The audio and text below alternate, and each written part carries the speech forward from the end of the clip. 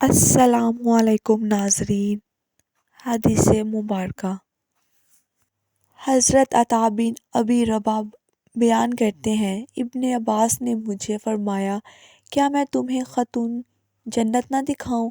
میں نے کہا، کیوں نہیں، ضرور دکھائیں۔ انہوں نے فرمایا، یہ سیاہ فام عورت نبی کریم صلی اللہ علیہ وآلہ وسلم کی خدمت میں حاضر ہوئی تو اس نے عرض کیا، اللہ کے رسول، مجھے مرگی کا دورہ پڑتا ہے تو میرا ستر کھل جاتا ہے۔ آپ صلی اللہ علیہ وآلہ وسلم اللہ سے دعا فرمائیں۔ آپ صلی اللہ علیہ وآلہ وسلم نے فرمایا، اگر تو چاہے تو صبر کر اور تیرے لیے جنت ہے، اور اگر تو چاہے تو میں اللہ سے دعا کرتا ہوں کہ وہ تمہیں صحت عطا فرمائے۔ اس خاتون نے عرض کیا، میں صبر کروں گی۔ پھر اس نے عرض کیا، کیونکہ میرا ستر کھل جاتا ہے، لہٰذا آپ اللہ سے دعا فرمائیں کہ میرا ستر نہ کھلا کرے۔ آپ صلی اللہ علیہ وآلہ وسلم نے اس کے لیے دعا فرمائی۔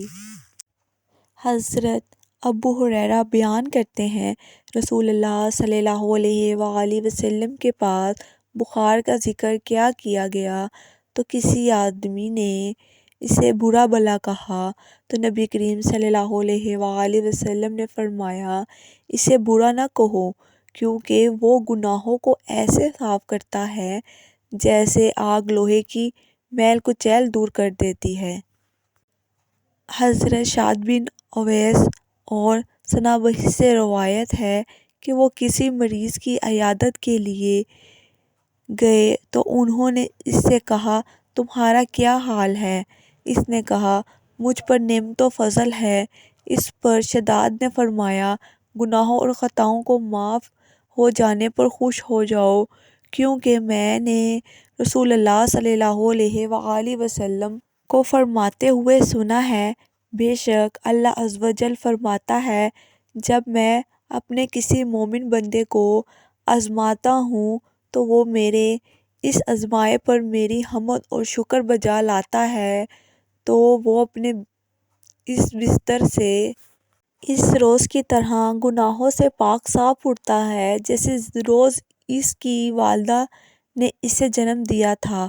اور رب تبارک و تعالیٰ فرماتا ہے، میں نے اپنے بندے کو روکے رکھا اور اسے آزمائش میں ڈالا، تم اسے ویسے ہی اجر عطا کر دو جس طرح تم اسے اس کی صحت مند ہونے کی صورت میں اجر دیا کرتے تھے۔